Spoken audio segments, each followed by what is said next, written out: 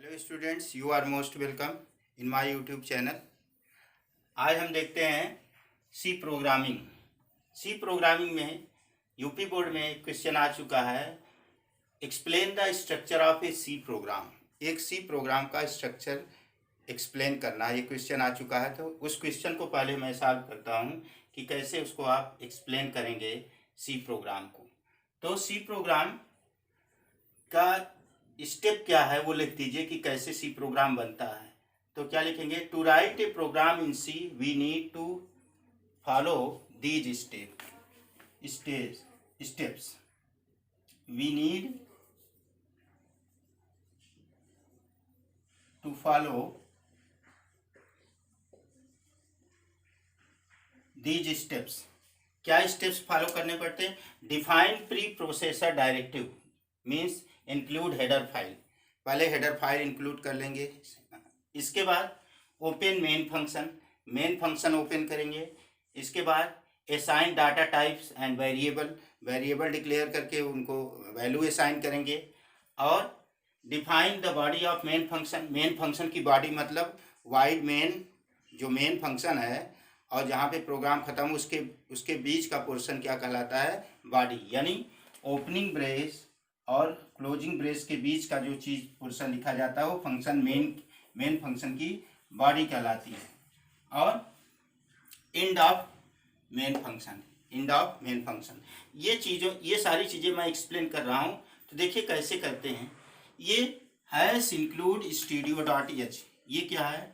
हमने header file include किया studio.h, जिसका फुल फॉर्म होता है standard input output header file. और हैश इंक्लूड ये क्या है मैं आगे एक्सप्लेन कर रहा हूँ। इसके बाद आपने लिखा वाइड मेन लिखा। यहाँ पर हमने कमेंट लाइन यूज किया है /* उसमें लिख दिया सम ऑफ टू नंबर्स और कमेंट लाइन क्लोज कर दिया है। इसके बाद हमने वेरिएबल डिक्लेयर किया इंट ABC, वेरिएबल जो कि दो नंबर को जोड़ना है। एक वेरिएबल A, एक वेरिएबल B, एक C लिया। दो में इनपुट कराएंगे, एक में सम निकालेंगे। इसके बाद हमने लिखा प्रिंटफ इंटर टू नंबर्स, दो नंबर इनपुट करिए आउटपुट आएगा। प्रिंटफ फंक्शन बता चुका हूँ। इसके बाद स्कैनअप भी बहुत अच्छे से एक्सप्लेन किया हमें। स्कैनअप फॉर्मेट स्पेसिफायर इन दोनों वेरिएबल A और B को हमने रिसीव कर लिया स्कैनअप से। Address operator A, address operator B। इसके बाद C = A + B, A और B में जो वैल्यू आएगी वो जोड़ के C में आ जाएगी। इसके बाद प्रिंटफ सम = फॉर्मेट स्पेसिफायर %D किसका? सम का, चूंकि सम क्या है C में आ रहा था, यहाँ पे C प्रिंट होगा। C इस तरह से प्रिंट हुआ और ये फंक्शन मेन क्लोज हुआ। अब इसको एक प्रोग्राम आपने बना दिया। कोई भी प्रोग्राम बना दीजिए, चाहे एरिया ऑफ रेक्टेंगल, चाहे दो नंबर का सब्ट्रैक्शन, कोई भी प्रोग्राम एक सी का बना दीजिए और उसको एक्सप्लेन करना है। इस क्वेश्चन का आंसर देने के लिए what is structure of C program. तो ये स्टेप्स लिख दिए, ये स्टेप फॉलो करें। अब वही एक प्रोग्राम लिख दिया एग्जाम्पल के तौर पर और उसको एक्सप्लेन किया। अब एक्सप्लेनेशन हेडिंग डालेंगे। अब देखिए यहाँ हैश इंक्लूड studio.h, ये है क्या इसको बताना है। studio.h हैश इंक्लूड, ये लाइन हमें एक्सप्लेन करनी है कि क्या है। तो क्या है, it is a preprocessor directive. ये प्री प्रोसेसर डायरेक्टिव है क्या? हैश इंक्लूड क्या है? Pre processor directive. Pre processor directive क्या होता है? ऐसा प्री प्रोसेसर डायरेक्टिव में जो चीज़ लिखी जाती है वो कंपाइलर से पहले एग्जीक्यूट होती है। कंपाइलेशन से शुरू पहले प्रोसेस होता है क्या? Preprocessor directive is a preprocessor directive. The preprocessor processes the C program before the compiler.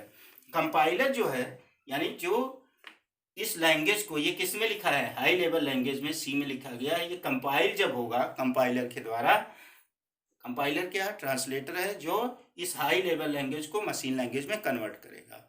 और कंपाइलेशन कहाँ से शुरू होता है? मेन से। और मेन के पहले क्या है? studio.h। तो ये प्री प्रोसेसर डायरेक्टिव जो होता है ये कंपाइलर से पहले आपके सी प्रोग्राम से जुड़कर ये प्रोसेस हो जाता है कंपाइलर से पहले। और इसी में studio.h क्या है? एक हेडर फाइल है। हेडर फाइल क्या होती हैं? एक लाइब्रेरी की तरह होती हैं सी में। एक लाइब्रेरी की तरह होती है, इनको लाइब्रेरी फाइल भी कहा जाता है, जिसमें सी के फंक्शंस जैसे printf, scanf, get C H, get char, बहुत सारे फंक्शन सी के प्रोग्राम में यूज होते हैं। उनको यूज करने के लिए हमें उस हेडर रिलेटेड हेडर फाइल की ज़रूरत पड़ती है। यानी जो प्रिंटफ फंक्शन है, इसमें प्रिंटफ इस्तेमाल हुआ, ये प्रिंटफ फंक्शन जो है एक आउटपुट फंक्शन है जो इस हेडर फाइल में studio.h में डिफाइन है। तो इस फंक्शन को, प्रिंटफ फंक्शन को यूज करने के लिए आप अपने प्रोग्राम में studio.h नामक हेडर फाइल को इंक्लूड करेंगे तो क्या होगा, ये फंक्शन आपका काम करने लगेगा।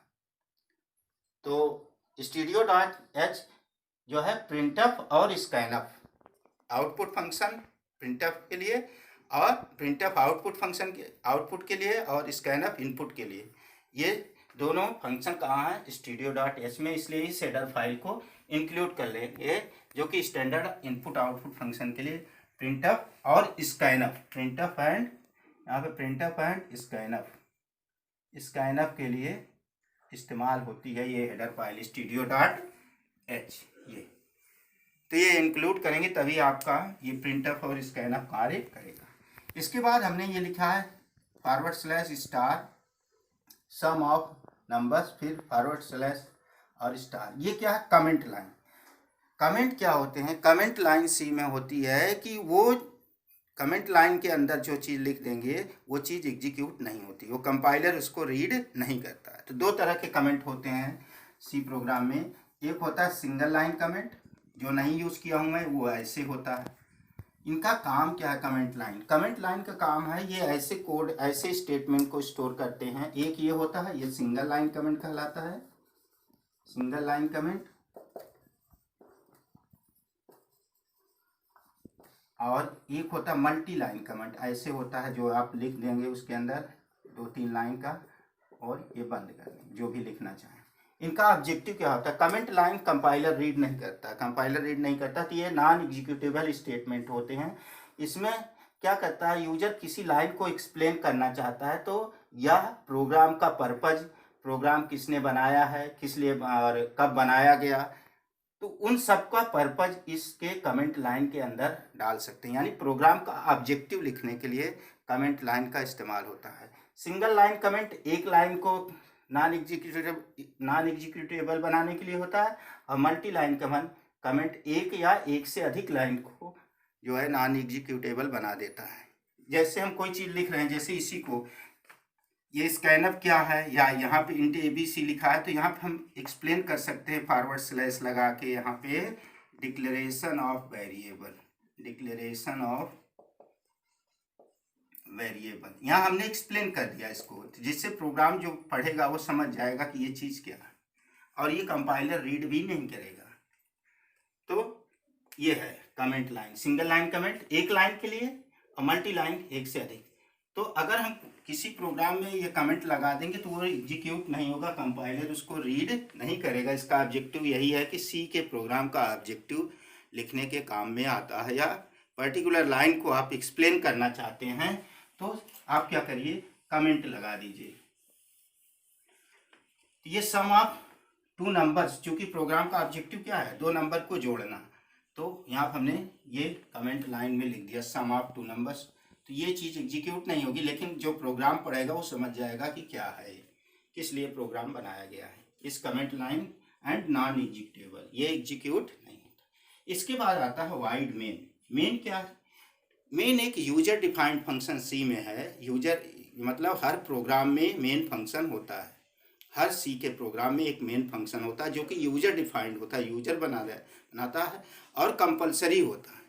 कई फंक्शन बना सकते हैं आप सी के प्रोग्राम में, फंक्शन एक लेसन ही है, वहाँ हम पढ़ेंगे, लेकिन मेन फंक्शन एक ऐसा यूजर डिफाइंड फंक्शन है जो कि सी के प्रोग्राम में कंपलसरी होता है, और यहीं से कंपाइलेशन प्रोग्राम का शुरू होता है मेन फंक्शन से।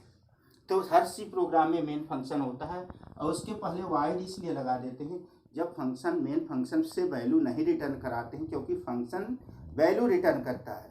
जब फंक्शन से वैल्यू नहीं रिटर्न कराई जाती है तो वहाँ पे क्या लगा दिया जाता है, void as a data type में मैं बताया था कि वाइड का क्या यूज है, as a return type use होता है वाइड। तो मेन के पहले आप वाइड लगा दीजिए। तो कोई भी प्रोग्राम जो लिखिए तो आप वाइड मेन लगा देंगे। अगर वाइड मेन नहीं लगाए हैं, केवल मेन लगाते हैं तब भी सही है। तब लास्ट में आपको लिखना पड़ेगा रिटर्न 0, क्योंकि main function integer type by default value return करता है। तो उससे मत जाइए, आप सीधे आप वाइड मेन लगा दीजिए। तो यहाँ पे मेन क्या है, main is user defined compulsory function in C. Compulsory function user defined function है सी के प्रोग्राम में। ये थोड़ा छोटा है, आप वीडियो हाल्ट करके लिख लेंगे तो यहाँ छोटा दिखेगा वीडियो में, आप हाल्ट करके प्रोग्राम को वीडियो को लिख लेंगे। कंपल्सरी फंक्शन है सी में, ठीक है। In C compilation start from main function. जो कंपाइलेशन होता है यानी ट्रांसलेशन होता है हाई लेवल लैंग्वेज का मशीन लैंग्वेज, वो मेन फंक्शन से शुरू होता है। Void is a return type. Void main का रिटर्न टाइप है, फंक्शन का रिटर्न टाइप है। ये यूज होता है, वाइड लगता है जब फंक्शन वैल्यू नहीं रिटर्न करता है। यानी देखिए यहाँ पे हमने लास्ट में रिटर्न कुछ नहीं लिखा, इसलिए वाइड लगा दीजिए वहाँ पे, ठीक। और प्रिंटफ और स्कैनफ, इसके बाद क्या है, प्रिंटफ इंटर 2 नंबर्स। ये आउटपुट फंक्शन है जो क्या करता है प्रिंटफ, ये आउटपुट फॉर्मेटेड आउटपुट फंक्शन है जो स्क्रीन पर आउटपुट देता है। प्रिंटफ और स्कैनफ मैं बता चुका हूँ वीडियो में, इसलिए इस पर ज़्यादा जोर नहीं दे रहा हूँ। प्रिंटफ आउटपुट फंक्शन है जो आउटपुट स्क्रीन पे देता है। और स्कैनफ क्या है, ये फॉर्मेटेड इनपुट फंक्शन है जो कि take the input from the keyboard से इनपुट लेता है।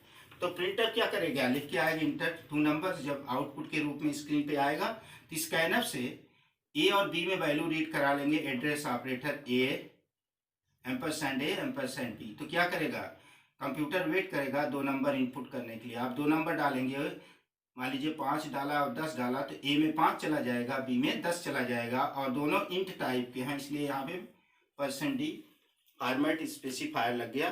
तो ये स्कैनअप और प्रिंटअप पिछले वीडियो में आप देख लेंगे तो और अच्छे से समझ में आ जाएगा। ये प्रिंटअप और स्कैनअप हो गया। इसके बाद इंट ABC, ये क्या है, यहाँ हमने और बता दिया आपको, डिक्लेरेशन ऑफ वेरिएबल। चूंकि हमें 2 नंबर जोड़ना है तो हमने, चूंकि नंबर है, नंबर को जोड़ना है, तो वहाँ पे हमने इंट डेटा टाइप लेके ABC 3 वेरिएबल ले लिया, तो डिक्लेरेशन ऑफ वेरिएबल है इंट ABC। इसके बाद C = A+B। सी क्या करेगा, सी में क्या आ जाएगा, ए और बी की वैल्यू जो 5 और 10 आपने इनपुट किया वो जुड़ के सी में चली जाएगी। सी की वैल्यू क्या आ जाएगी, 15। इसके बाद फिर से प्रिंटअप फंक्शन है जो सम इक्वल टू लिख के और %d यानी सी की वैल्यू प्रिंट करेगा। तो जब ये क्वेश्चन पूछा जाए explain the structure of C program, तो कोई भी प्रोग्राम आप लिख लीजिए और उसको एक्सप्लेन कर दीजिए। ये आपका बेस्ट आंसर हुआ कि स्ट्रक्चर ऑफ सी प्रोग्राम जब पूछा जाए तो इस तरह से ये आप लिख लेंगे। मैं लिखने के बाद इसलिए एक्सप्लेन करता हूँ कि जिससे कि टाइम कम लगे और नोट्स भी आपका तैयार हो जाए। इसलिए मैं क्या करता हूँ, पहले लिख लेता हूँ, इसके बाद जो है उसको एक्सप्लेन करता हूँ। तो इसमें क्या होगा, वीडियो की टाइमिंग भी कम हो जाएगी और नोट्स भी मिलती जाएगी। तो ये हुआ आपका स्ट्रक्चर ऑफ सी प्रोग्राम, जो कि क्वेश्चन आ चुका है यूपी बोर्ड एग्जामिनेशन में। ये आप अपनी कॉपी में लिख सकते हैं। अगला टॉपिक हम नेक्स्ट वीडियो में लेकर आएंगे।